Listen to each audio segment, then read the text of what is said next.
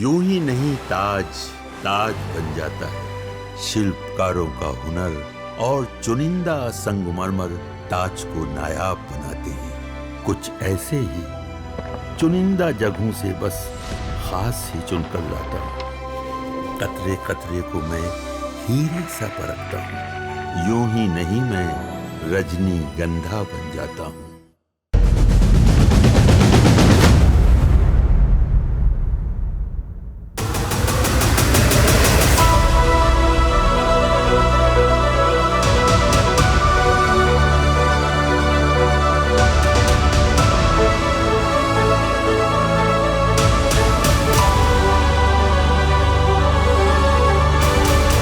Disruption के बीच आज भारत आने वाले दशकों की नींव मजबूत कर रहा है और इसमें भी हमारा संकल्प है, हमारा मंत्र है आत्मनिर्भर Bharat.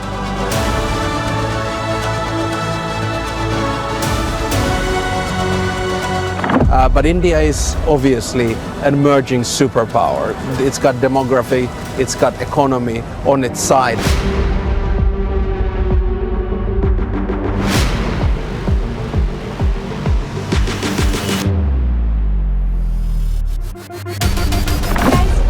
I think can play a very important role. I think India mostly with us, with Europeans, make more close and strong relations with India. And now, when we see so much fracturing in the world, more than ever, we need the kind of leadership that India brings. We need Vasudhaiva Kutumbakam.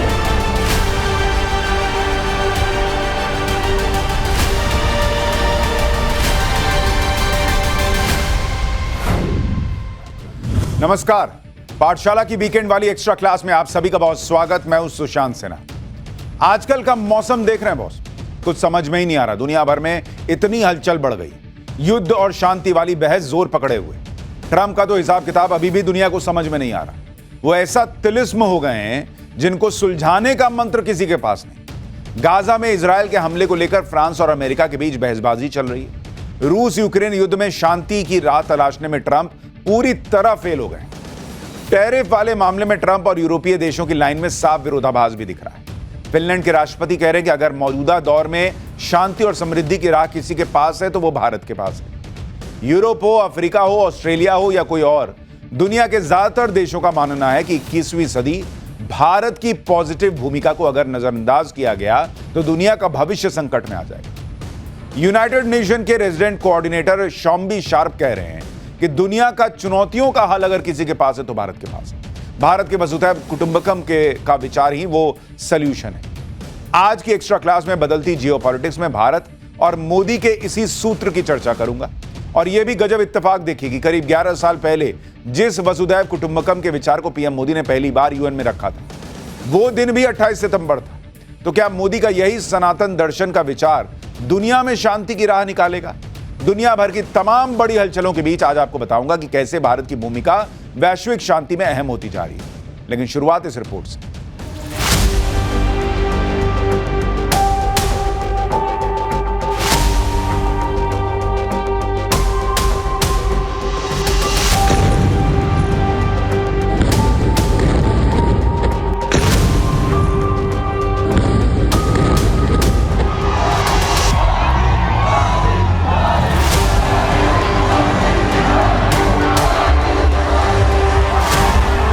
दुनिया में हो रही disruption और uncertainty के बावजूद भारत की growth आकर्षक है। डिसरप्शन हमें भटकाते नहीं, लेकिन हम उस परिस्थिति में से नई डायरेक्शन खोजते हैं, नई डायरेक्शन का मौका ढूंढते हैं।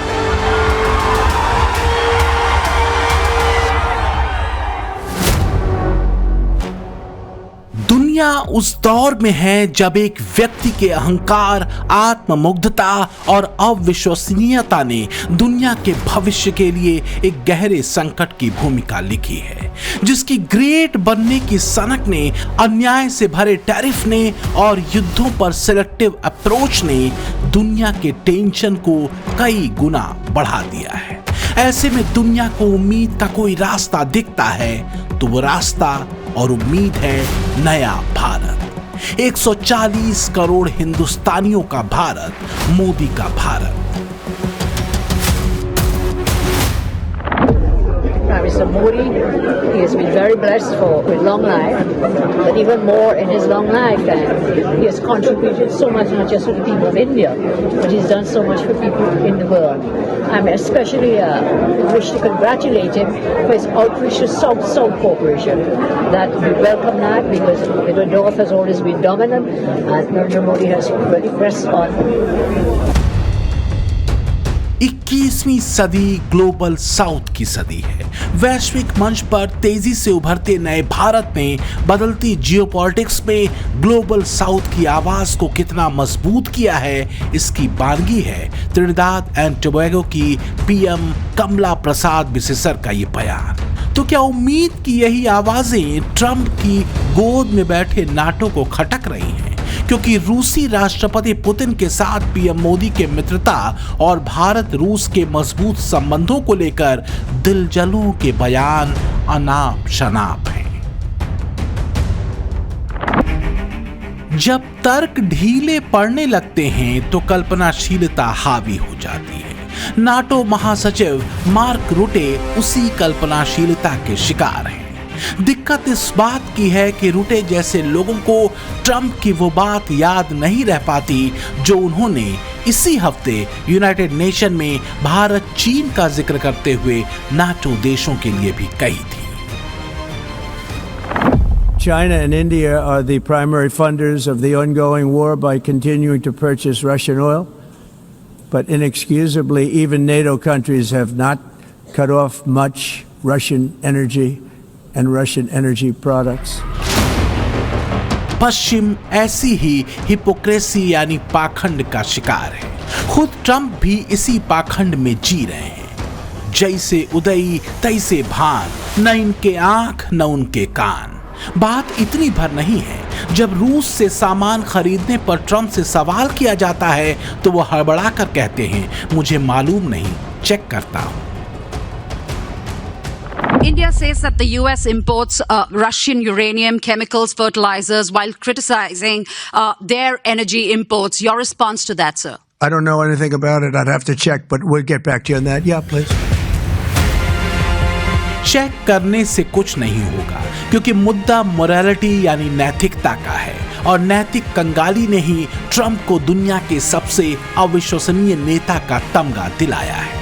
ट्रंप के अहंकार और आत्ममुग्धता की कीमत अमेरिकियों को किस तरह से चुकानी पड़ सकती है, इसका आकलन कुछ एक्सपर्ट्स ने किया है। इन विश्लेषकों के मुताबिक अमेरिका की अर्थव्यवस्था 2025 में करीब 1.7% की वास्तविक वृद्धि के पास रहेगी। रोजगार सृजन बहुत धीमा हो गया है। उदाहरण के लिए अगस्त 2025 में सिर्फ 22,000 नौकरियां बनी अमेरिका के भीतर। तो वहीं जेपी मॉर्गन जैसी संस्थाएं विश्लेषकों के हवाले से दावा कर रही हैं कि 2025 के अंत या 26 के शुरुआत में अमेरिकी अर्थव्यवस्था मंदी की राह पकड़ सकती है। इतना ही नहीं, येल यूनिवर्सिटी की स्टडी बताती है कि ट्रंप टैरिफ से अमेरिका को हर साल 160 अरब डॉलर यानी 13 लाख करोड़ रुपए का नुकसान होगा। तो वहीं पेंसिल्वेनिया के वॉर्टन यूनिवर्सिटी के एक्सपर्ट्स के मुताबिक अमेरिका की जीडीपी में 6% की गिरावट आ सकती है। इतना ही नहीं, कीमतें बढ़ने से हर साल एक अमेरिकी परिवार पर औसतन $5,200 यानी करीब 4.5 लाख रुपए का सालाना बोझ बढ़ सकता है। तो क्या यही वजह है कि ट्रंप कुछ और ही तरीके से अमेरिकियों का ध्यान भटकाने में लगे हैं? भारत की तरक्की और पिछली तिमाही में भारत की इकोनॉमी की करीब 8% की तेज रफ्तार क्या ट्रंप को खटक रही है? लिहाजा रूस के बहाने वो भारत पर निशाना लगाने में वक्त खर्च कर रहे हैं। Needlessly lost on both sides. China and India are the primary funders of the ongoing war by continuing to purchase Russian oil. But inexcusably, even NATO countries have not cut off much Russian energy and Russian energy products, which, as you know, I found out about 2 weeks ago and I wasn't happy. Think of it. They're funding the war. लेकिन PM Modi दृढ़ हैं क्योंकि बात भारत के आत्मसम्मान की है। Trump चाहे जितने भी पैतरे आजमा लें, भारत अपनी न नीति बदलेगा, न मित्र, न संकल्प बदलेगा, न लक्ष्य। भारत ने रूस के साथ अपने ट्रेड टारगेट को सेट कर दिया है। भारत ने 2025 तक रूस के साथ करीब 2,60,000 करोड़ रुपए के व्यापार का लक्ष्य रखा है। इस बार ट्रेड शो का कंट्री पार्टनर रूस है, यानी इस ट्रेड शो में हम एक टाइम टेस्टेड पार्टनरशिप को और भी मजबूत कर रहे हैं।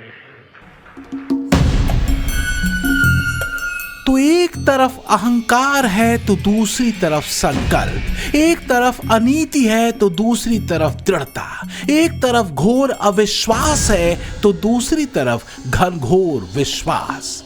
ट्रंप और मोदी डॉक्ट्रिन का सबसे बड़ा अंतर यही है।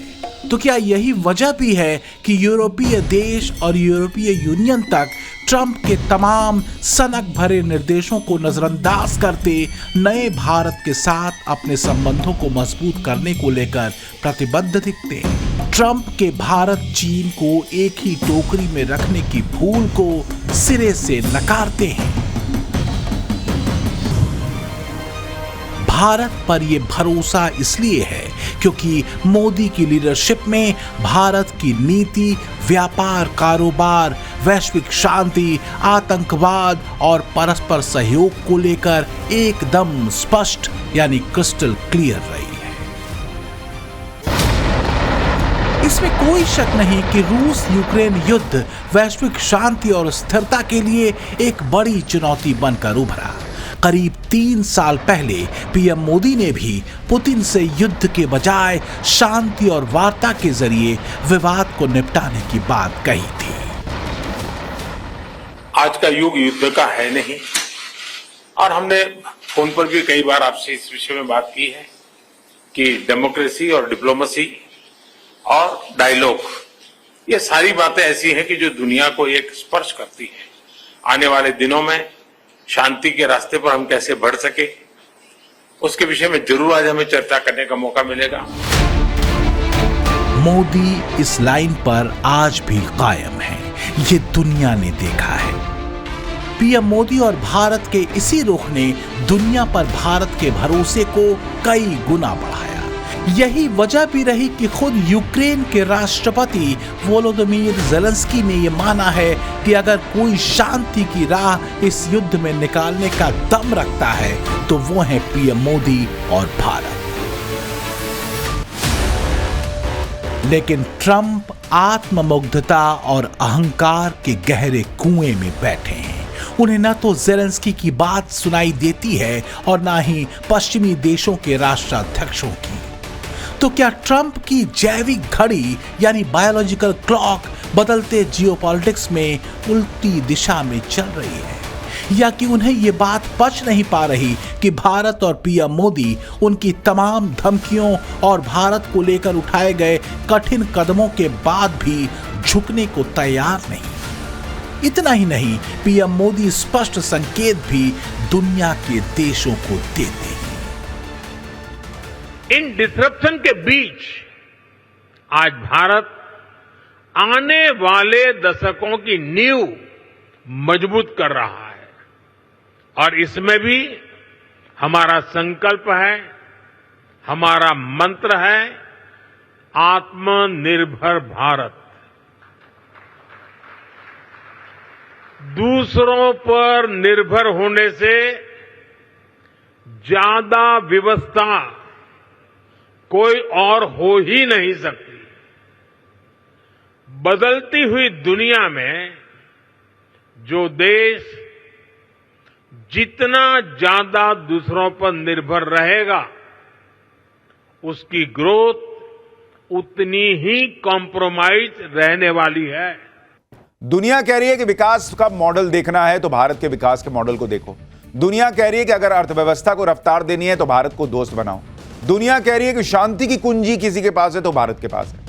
अच्छा, एक बात और देखिए, इसमें यूरोप के वो देश भी शामिल हैं जो अमेरिका के नजदीकी हुआ करते हैं। चाहे फिनलैंड के राष्ट्रपति अलेक्जेंडर स्टर्ब हो या इटली की प्रधानमंत्री जॉर्जिया मेलोनी, सब कह रहे हैं कि भारत दुनिया में चल रहे युद्धों और संघर्षों को सुलझाने में बहुत अहम भूमिका निभा सकता है। लेकिन आपको बताता हूं कि अलग अलग देशों में चल रहे हिंसक संघर्षों ने कैसे दुनिया की शांति को बड़ी चुनौती बना के रख दिया है। वैश्विक शांति सूचकांक 2024 के मुताबिक मौजूदा समय में पूरी दुनिया में 56 सशस्त्र संघर्ष चल रहे हैं और यह संख्या दूसरे विश्व युद्ध के बाद सबसे ज्यादा है। सिर्फ 2024 में ही इस संघर्ष और हिंसा के चलते वर्ल्ड इकोनॉमी पर करीब $20 ट्रिलियन का असर पड़ चुका है। तो एक तरफ वैश्विक अर्थव्यवस्था की तबाही की तस्वीरें हैं, दूसरी तरफ भारत की शानदार अर्थव्यवस्था जिसकी रफ्तार देखकर पश्चिमी देश ये ऐलान कर रहे हैं कि पीएम मोदी के नेतृत्व में जिस ट्रैक पर भारत चल रहा है उस पर चलते हुए भारत को आने वाले समय में दुनिया का सुपर पावर बनने से कोई नहीं रोक सकता। तो ट्रंप ऐसे ही नहीं भारत से खार खाए बैठे हैं। India has for a long time been a very important voice for the global south. The Honorable Prime Minister of India, Narendra Modi, has stated that India is very much invested in being a force for peace. We see India's powerful role in peace and security, which has been important for a long time, actually. तो फिर Trump के उस हसीन Nobel सपने का क्या होगा जिसकी लालसा 72 बार ट्रंप कई मंचों से जता चुके हैं। एक्सपर्ट तो कहते हैं कि गुलाटियां मारने में ट्रंप ने इंसानी पूर्वजों को भी पीछे छोड़ दिया है। मैंने आपसे पहले भी कहा था कि दुनिया दूसरी बार अमेरिका की सत्ता संभालने के बाद से ट्रंप इस दुनिया के सबसे बड़े सरप्राइज एलिमेंट बन चुके हैं। इंटरनेशनल मीडिया में तो लेख लिखे जा रहे हैं कि पहली बार दुनिया अमेरिका के किसी राष्ट्रपति की इतनी अविश्वसनीय भूमिका देख रही है। ट्रंप अभी क्या बोल देंगे, अगले पल क्या कर देंगे, मुझे तो लगता है कि खुद ट्रंप को ही ये कंफर्म नहीं। भाई को नोबेल चाहिए, या तो वो दूसरों से ये बात बुलवाते हैं या खुद ही इनडायरेक्टली बोल देते हैं। यूएन में भी शेखी बगाड़ते हुए ट्रंप ने फिर बोल दिया कि पिछले 7 महीने में 7 बड़े युद्ध मैंने रुकवा दिए। हर कोई कहता है कि मुझे नोबेल पुरस्कार मिलना चाहिए। मतलब दुनिया पहली बार किसी अमेरिकी राष्ट्रपति को देख रही है जो नोबेल शांति पुरस्कार पाने के लिए इतना बेचैन हो रखा है कि खुद ही अपनी पब्लिसिटी कर रहा है। एक तरफ ट्रंप शांति लाने की बात कर रहे हैं, दूसरी तरफ पुतिन को उकसा भी रहे हैं। ट्रंप ने पुतिन की सेना को कागजी शेर बता दिया। यह तक कह दिया कि रूस बिना किसी मकसद के 3.5 साल से एक ऐसी जंग लड़ रहा है जिसे जीतने में एक असली सैन्य शक्ति को 1 हफ्ते से भी कम समय लगना चाहिए था। अब कोई ट्रंप से पलट कर यह पूछ ले कि अफगानिस्तान में तालिबान से जंग जीतने में अमेरिका को कितने हफ्ते लगे थे, इराक और वियतनाम में कितने हफ्ते लग गए थे भाई, तो क्या कहेंगे भाई साहब। और वैसे भी यह जंग खत्म कराने की भाषा आपको नजर आ रही है या भड़काने की। ट्रंप आजकल प्याज ज्यादा खा रहे हैं, नई दोस्ती का असर है। कल तक जिस पाकिस्तान को ट्रंप आतंकवाद एक्सपोर्ट करने के लिए जमकर कोसते थे, आज मुल्ला मुनीर और उनके रहमो करम पर पाकिस्तान के वजीर कहे जाने वाले शहबाज शरीफ को व्हाइट हाउस में तफरीह करा रहे हैं। पाकिस्तानियों के दिलों को ठंडक पहुंचाती इन तस्वीरों के बीच कुछ याद करना जरूरी है। ट्रंप का एक पुराना बयान,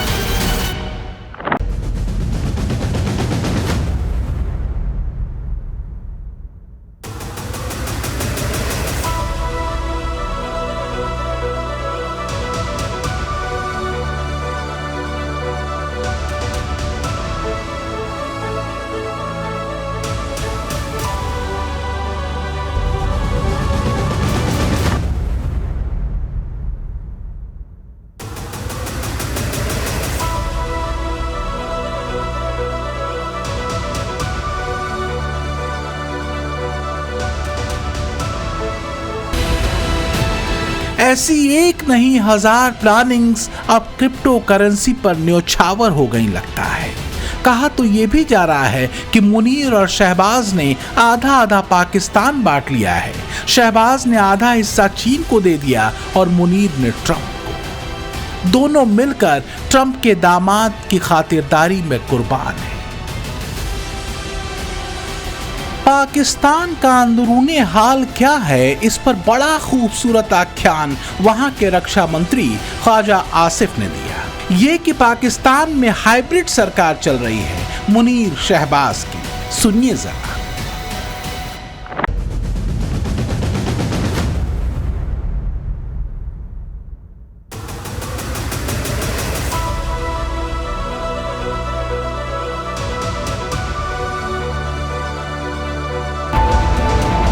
लड़खड़ाती जुबान से ख्वाजा आसिफ पाकिस्तान सरकार की असली हकीकत बताते हैं। कहने का मतलब ये कि सरकार भले शहबाज की है लेकिन चलाने वाला मुल्ला मुनीर ही है, या फिर कोई और।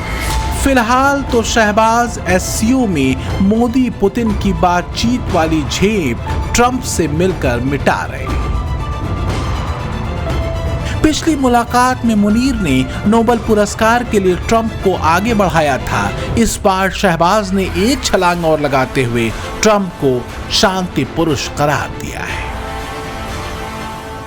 President Trump's efforts for peace helped avert a more threatening war in South Asia. Had he not intervened timely and decisively, the consequences of a full-fledged war would have been catastrophic. Pakistan nominated him for Nobel Peace Prize, and I think this is the least we could do for his love for peace, and I think truly he's a man of peace. आत्ममुग्धता का चारा होता है प्रशंसा, फिर चाहे वो झूठी हो या सच्ची। ट्रंप आत्ममुग्धता और आत्म प्रशंसा के किस दौर में चल रहे हैं, इसे समझना हो तो इन तस्वीरों को देखिए जरा। जब 17 सितंबर को ट्रंप ब्रिटेन के स्टेट विजिट पर थे, तब ट्रंप को यूके के किंग चार्ल्स ने दावत दी थी। तब ट्रंप ने क्या कहा था, उसे सुनना जरूरी है।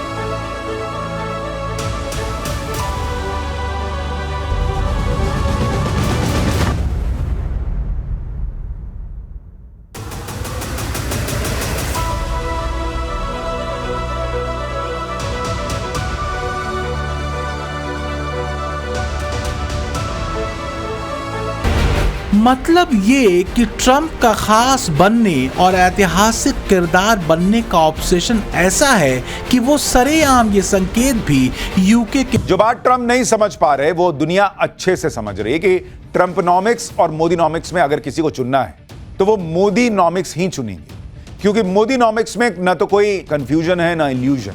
मामला एकदम क्लियर कट है, मित्रता, साझेदारी, शांति और समृद्धि। इसलिए इटली की पीएम जॉर्जिया मेलोनी हो, फिनलैंड के राष्ट्रपति हो, यूरोपीय यूनियन हो, अफ्रीकन देश हो, सब एक सुर में कह रहे हैं कि असली लीडर तो मोदी हैं। लेकिन आखिर ऐसा क्या हो गया बीते कुछ सालों में कि आज के दौर में सबसे ज्यादा भरोसा दुनिया के लीडर्स को नरेंद्र मोदी पर है? वजह है कथनी और करनी में रत्ती भर के अंतर का न होना। पुतिन भले पीएम मोदी के मित्र हों, लेकिन जब भी मोदी पुतिन से मिले तो उन्होंने कहा कि भाई ये जंग का वक्त नहीं है, बर्बादी आ रही है। मतलब एक मित्र होने के नाते पीएम मोदी ने बिना लाग लपेट के सीधा कह दिया कि यही मित्र धर्म है कि मैं तुमको समझाऊं कि ऐसा ना करो। ऑपरेशन सिंदूर में जब पाकिस्तान जबरन कूदा तो उसको भी भारतीय सेनाओं ने जमकर सबक सिखाया, लेकिन जब वो गिगियाते हुए आए तो सीज फायर भी कर लिया। यही भारत की सोच जो है वो नरेंद्र मोदी पर दुनिया का भरोसा बढ़ा रही है। पुतिन और मोदी की मित्रता और ट्रंप के साथ संबंध में बड़ा अंतर है अहंकार का। भारत अमेरिका के मजबूत होते संबंधों में रूस या फिर पुतिन ने कभी भी दखलंदाजी नहीं की थी, डिक्टेट करने की कोशिश नहीं की थी, क्योंकि वो भारत और मोदी दोनों के मन और मिजाज को समझते हैं, उसका सम्मान करते हैं, जो आज भी है।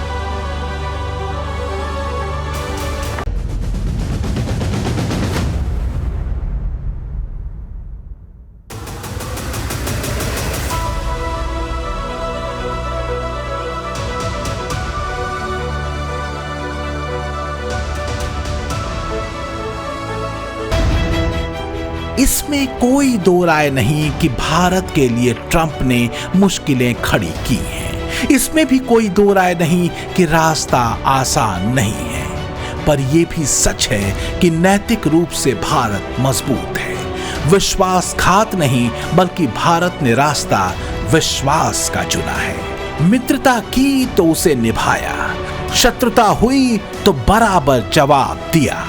मोदी नीति यही है और इसलिए दुनिया कहती है मोदी बिन होई न प्रीत। ब्यूरो रिपोर्ट, टाइम्स नाउ, नव भारत। पाठशाला की एक्स्ट्रा क्लास में अब नेक्स्ट चैप्टर असदुद्दीन ओवैसी को लेकर। कल भी मैंने आपको बताया था कि देश में इन दिनों आई लव मोहम्मद को लेकर माहौल गर्म है। दरअसल इस वक्त देश में हिंदू पर्व त्योहारों का सीजन चल रहा है, दूसरी तरफ बिहार में चुनावी सीजन पीक पर है और इन सब के बीच आई लव मोहम्मद वाला मामला तूल पकड़ रहा है। भाई साहब, अब जब माहौल ही ऐसा है तो भला खुद को मुसलमानों के लीडर कहने वाले ओवैसी कैसे खुद को पीछे रखते। उन्होंने इस पर कड़ी प्रतिक्रिया दी, मुसलमानों की जमकर पैरवी की, कहा प्यार मोहब्बत की बात करने में दिक्कत क्या है। आज पाठशाला के इस चैप्टर में ओवैसी के इस बयान का विश्लेषण करेंगे, साथ ही आपको बताएंगे कि गरबा पंडाल में गैर हिंदुओं की नो एंट्री को लेकर ओवैसी ने क्या कहा और इलेक्शन के रण में ओवैसी क्यों कह रहे हैं कि वो चांद से नहीं आए।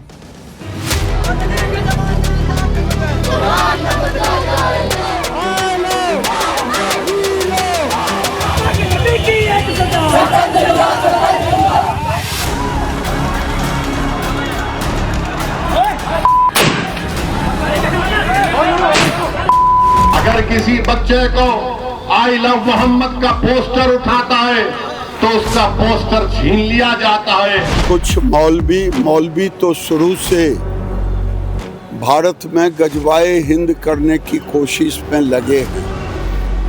अब जहाँ जहाँ इनकी आबादी बढ़ी है वहाँ सामाजिक समरसता को बिगाड़ रहे हैं। तौकीर रजा जैसे लोग, ओवैसी जैसे लोग,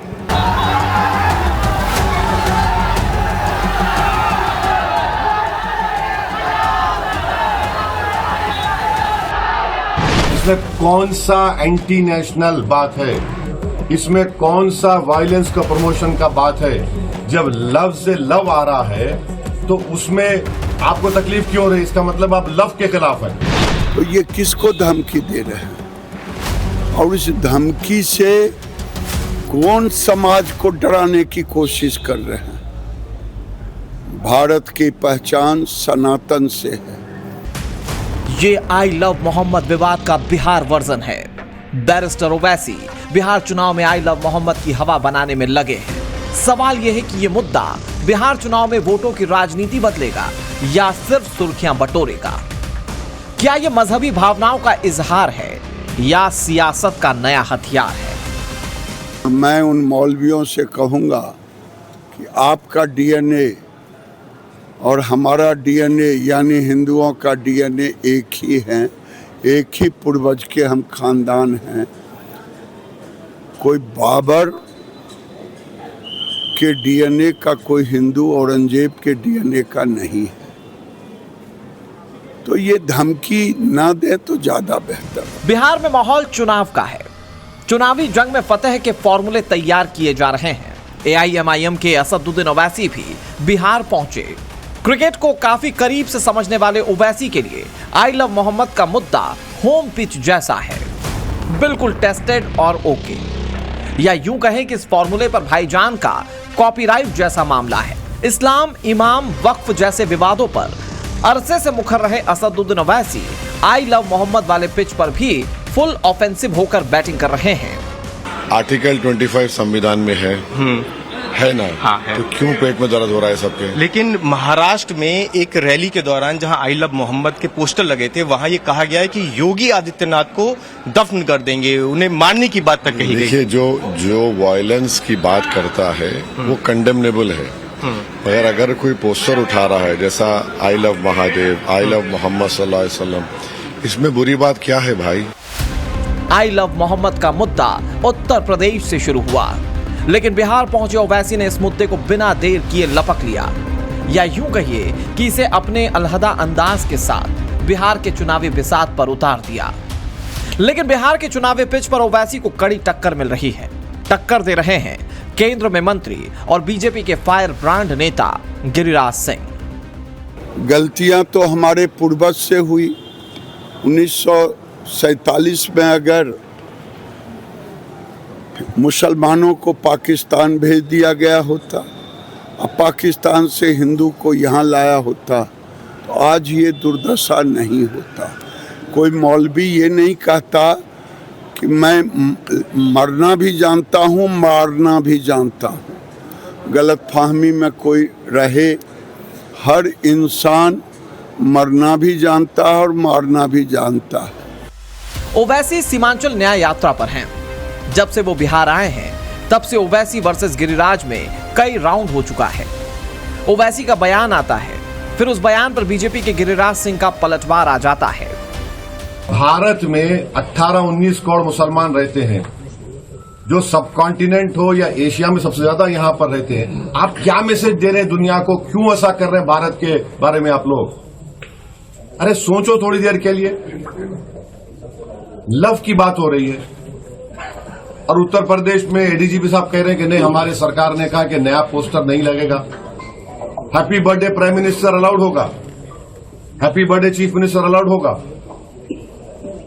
तो फिर आप एक कानून बना दीजिए कि इस देश में कोई लव की बात करेगा ही नहीं।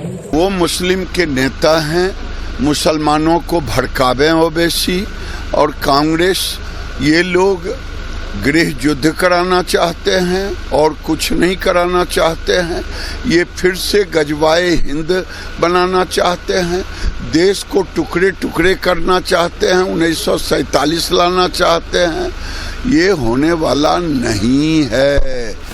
बिहार का सीमांचल ओवैसी के लिए नया नहीं है, ना ही बिहार विधानसभा का चुनाव ओवैसी के लिए नया चक्रव्यूह रह गया है। लेकिन इस बार आई लव मोहम्मद नाम का ये मुद्दा ओवैसी के हाथ लग गया। हालांकि नए मुद्दे पर भी उन्हें वॉकओवर मिलता नहीं दिख रहा है।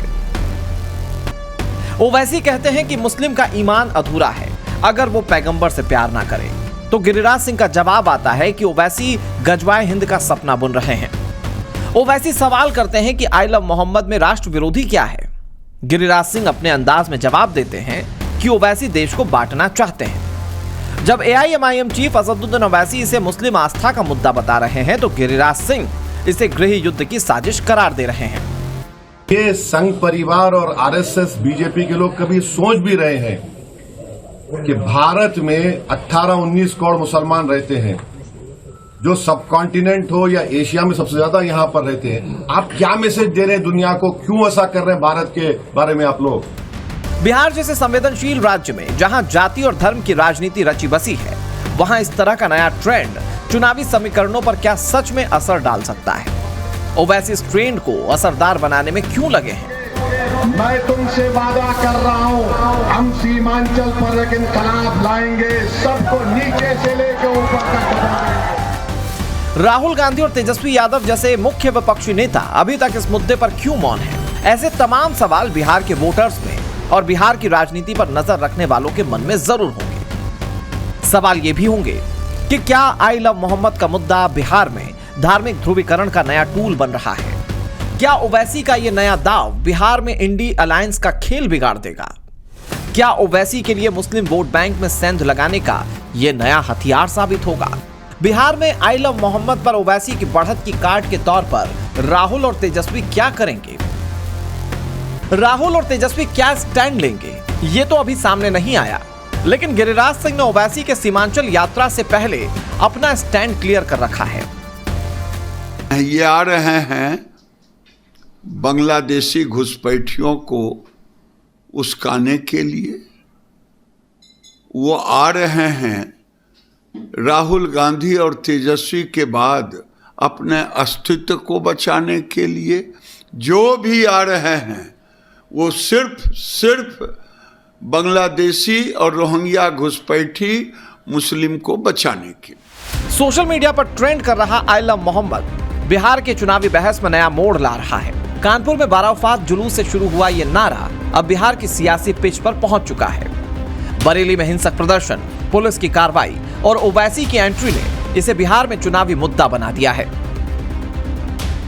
ये तो अभी शुरुआत है, लेकिन बिहार की चुनावी लड़ाई पर नजर रखने वालों के बीच चर्चा इस बात की है कि क्या आई लव मोहम्मद का मुद्दा बिहार के लिए टर्निंग पॉइंट साबित होने वाला है, क्योंकि इससे इनकार नहीं किया जा सकता कि सियासी पिच पर भी ओवैसी मजहबी भावनाओं का इस्तेमाल करने वाले खिलाड़ी माने जाते हैं। ऐसे में सवाल है कि आई लव मोहम्मद पर ओवैसी जो स्टैंड ले रखे हैं वो सिर्फ मजहबी इजहार है या फिर वोटों की फसल लहलहाने की तैयारी। क्योंकि आई लव मोहम्मद का मुद्दा ऐसा मुद्दा है जिसे लेकर ध्रुवीकरण दोनों तरफ से देखने को मिल रहे हैं, मुस्लिम समाज में भी और सनातन समाज में भी। रही बात ओवैसी की, तो वो इस दांव को आजमाकर सियासी चक्रव्यूह को तोड़ने की कोशिश जरूर करेंगे। लेकिन अगर यह सवाल किया जाए कि क्या ओवैसी आई लव मोहम्मद के नाम पर बिहार के पॉलिटिकल ऑर्डर को बदल सकते हैं, तो इसका जवाब है नहीं। ऐसा क्यों कहा जा रहा है, इसका जवाब आपको कई मौलानाओं के मैसेज से मिल जाएगा।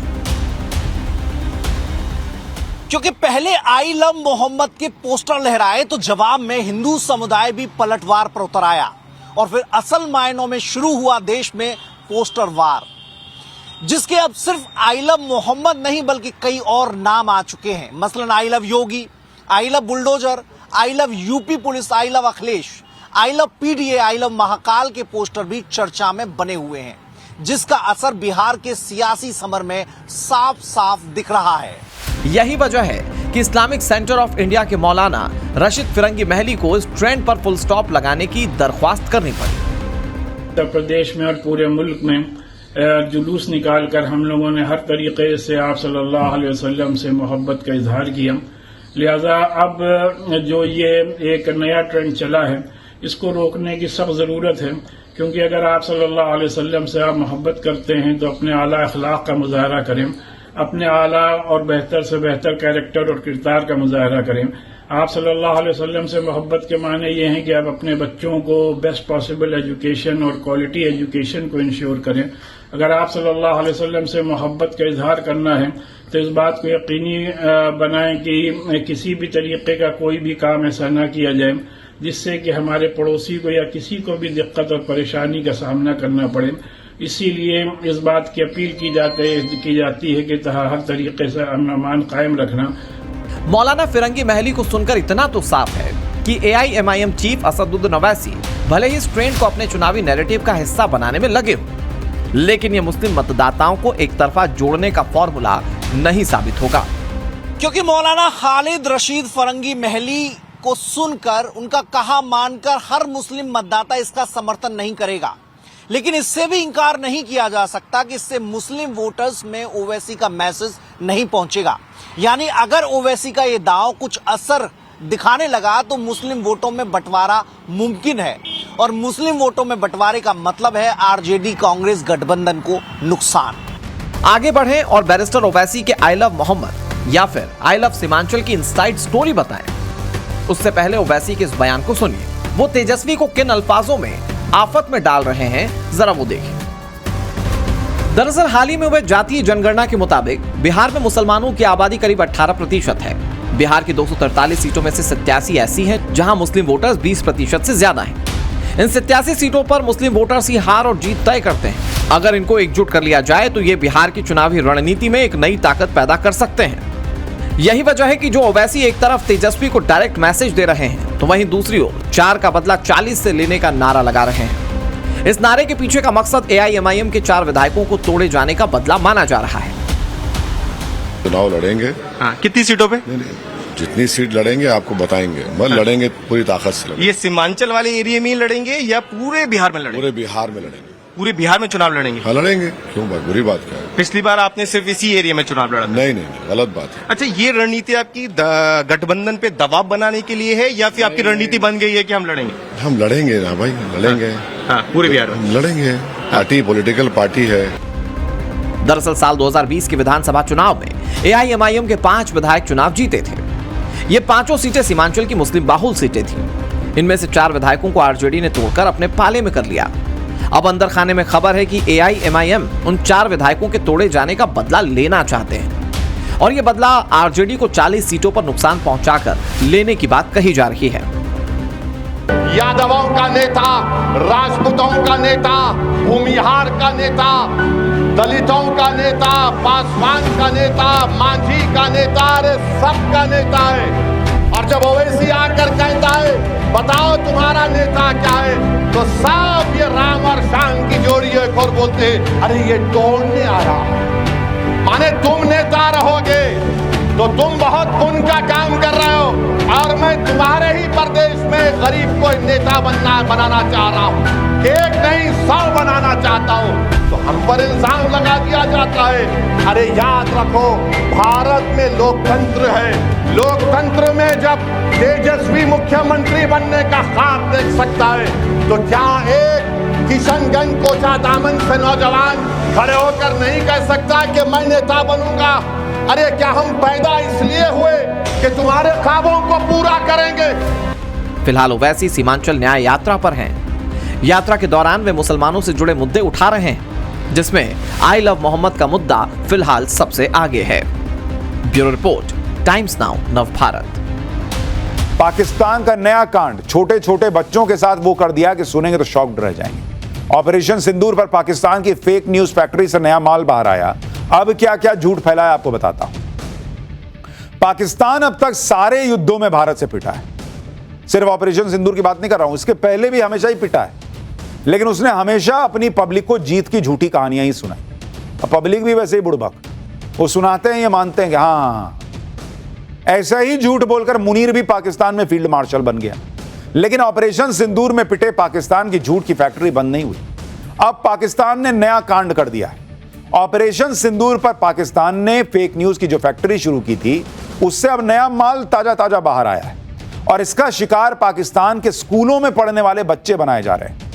कहा जा रहा है कि पाकिस्तान ने ऑपरेशन सिंदूर से जुड़ा एक चैप्टर स्कूल की किताब में शामिल किया है।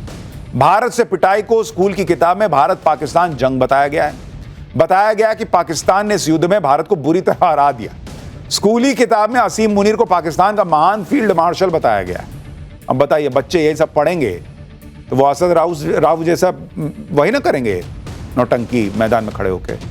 स्कूल के सिलेबस में शामिल किए गए चैप्टर में पाकिस्तान ने ऑपरेशन सिंदूर को लेकर ऐसे ऐसे एकदम फ्रेश झूठ बोले हैं जो उसने अब तक नहीं बोले थे। ताजा माल लाया है। ऐसे ऐसे दावे किए गए हैं कि खुद पाकिस्तानी भी सुनकर शॉक्ड हैं। अरे बॉस, ये तो हमको भी नहीं पता था, ये कहां से पढ़ा रहे हो। यहां तक कि किताब में सीज फायर को लेकर एक ऐसा दावा किया गया है जिसे ट्रंप भी पढ़ लेंगे तो असीम मुनीर का कॉलर पकड़ लेंगे कि क्या पढ़ा रहे हो जी। सब आपको आज बताऊंगा। पाकिस्तान में स्कूल की किताब में असीम मुनीर के फर्जी जीत के दावों पर पाकिस्तान में क्या चल रहा है यह भी दिखाऊंगा, लेकिन पहले ट्रेलर देखिए।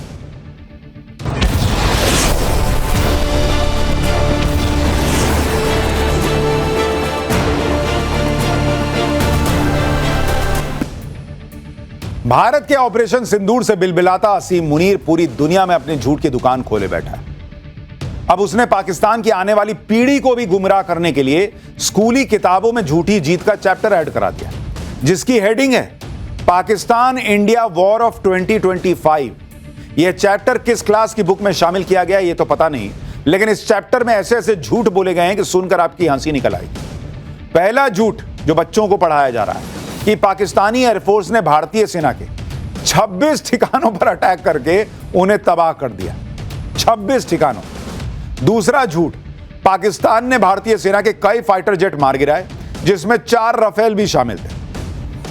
तीसरा झूठ, पाकिस्तान ने भारतीय सेना का इतना नुकसान कर दिया कि उसे शांति की भीख मांगनी पड़ गई। चौथा झूठ, अमेरिका के प्रेसिडेंट डोनाल्ड ट्रंप ने बार बार गुहार लगाई, तब जाकर पाकिस्तान सीज फायर के लिए राजी हुआ। बताइए, ट्रंप पढ़ लेंगे, मुनीर को बाहर बैठा देंगे, गेट के बाहर, नीचे बैठ, बिरयानी खाने आया है। कह रहा है कि ट्रंप एकदम हाथ जोड़ रहे थे, तब पाकिस्तान बोला कि चलो तुम इतना कहते हो तो कर लेता हूं। मतलब झूठ की भी कोई सीमा नहीं है इन लोगों की। अपना महिमा मंडन करने के लिए मुनीर इतना गिर गया कि वो ऐसी कहानियां बनवा रहा है, कोई सिर पैर नहीं। आप देखिए कि ऑपरेशन सिंदूर में पाकिस्तान को भारतीय सेना ने कितनी बुरी तरह पीटा, इसकी गवाही पूरी दुनिया देती रही। भारत की ब्रह्मोस मिसाइलों से पाकिस्तान फौज के ठिकानों और आतंकी अड्डों को तबाह होते हुए पूरी दुनिया ने देखा भाई। खुद शहबाज शरीफ ने कबूल किया था कि असीम मुनीर भारत पर अटैक की प्लानिंग बनाता ही रह गया और भारत पहले ही ब्रह्मोस मिसाइलों से पाकिस्तानी फौज के अड्डों को फोड़कर चला गया। सुनिए, उस भाई पाकिस्तान का प्राइम मिनिस्टर बोला है भाई।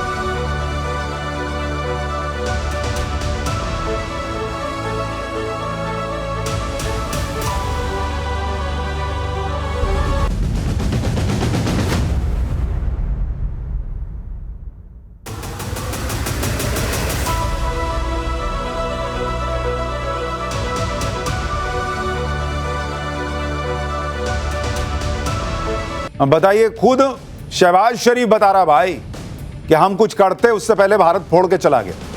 अब बताइए मुनीर क्या पढ़वा रहा बच्चों को। एक होता है तथ्यों को तोड़ मरोड़ कर पेश करना, लेकिन पाकिस्तान की स्कूल बुक में ऐसा जबरदस्त झूठ कर दिया गया जिसका तथ्यों से कोई लेना देना नहीं है, रिश्ता ही नहीं है।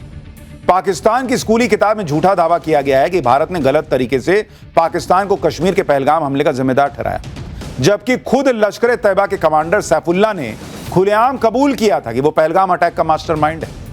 पाकिस्तान की स्कूली किताब में झूठा दावा किया गया है कि पाकिस्तान ने भारत के सिर्फ मिलिट्री ठिकानों को निशाना बनाया था।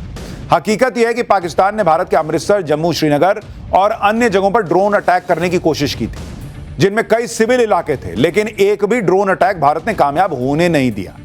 पाकिस्तान की स्कूली किताब में झूठा दावा किया गया है कि पाकिस्तान ने 10 मई की रात को ऑपरेशन बनियान उन महसूस किया और भारतीय सेना के कई अड्डे बर्बाद कर दिए, जबकि हकीकत यह है कि पाकिस्तान ने भारतीय सेना के एक भी अड्डे पर हमले का सबूत आज तक नहीं दिया, जबकि भारत ने उसके मुरीद के नूर खान, रफीकी, सरगोदा, चकलाला और रहीम यार खान हवाई अड्डों पर तबाही की सैटेलाइट तस्वीरें तक दिखाई थी। पाकिस्तान की स्कूली किताब में एक ऐसा दावा किया गया है कि ट्रंप की भी हंसी छूट जाए या फिर वो मुनीर की उठक बैठक करवा दे। किताब में लिखा गया है कि भारी नुकसान के बाद भारत ने ट्रंप के जरिए पाकिस्तान के सामने सीज फायर की गुहार लगाई, जबकि खुद पाकिस्तान के मंत्री और नेता कबूल कर चुके हैं कि मोदी तो सीज फायर के लिए राजी भी नहीं थे। खुद पाकिस्तानियों को पता है कि ऑपरेशन सिंदूर में भारत ने पाकिस्तान को कितना धोया, लेकिन असीम मुनीर को लग रहा है कि वो अपनी पिटाई को छिपा लेगा और स्कूली बच्चों को झूठी कहानियां सुनाकर बरगला लेगा। भाई उसको यह भी तो पता है, देखना है ना भाई, कि जब आने वाले समय में इस तरह से सेना में तो कोई आएगा नहीं, क्योंकि सबको पता रहेगा कि भारत तो बहुत मारता है, हम लोग तो लड़ नहीं पाते। तो झूठ बताएगा तभी ना कोई तैयार होगा पाकिस्तान की फौज में आने के लिए। झूठ के चैप्टर में पाकिस्तान ने यह सच छुपा लिया कि भारत ने पाकिस्तान में आतंकी अड्डे तबाह कर दिए। 100 से ज्यादा आतंकी ढेर हो गए, जिनके जनाजों में खुद पाकिस्तानी फौज के अफसर गए थे। पाकिस्तानी फौजियों ने आतंकियों के जनाजे कंधे पे ढोए थे। यह सब नहीं बता रहा है पाकिस्तान। अच्छा, कह रहा है कि भारत में 26 जगह हमने जो है वो मारा। 26 जगह मारे तो बच्चे तो क्रिकेट देखते होंगे, वो पूछेंगे वो जो रऊफ था वो 6-0 क्या दिखा रहा था जब 26 जगह मारे थे। 6 के आगे गिनती नहीं आती क्या उसको? लेकिन क्या है, झूठ बोलना है, जितना फेंकना है फेंको।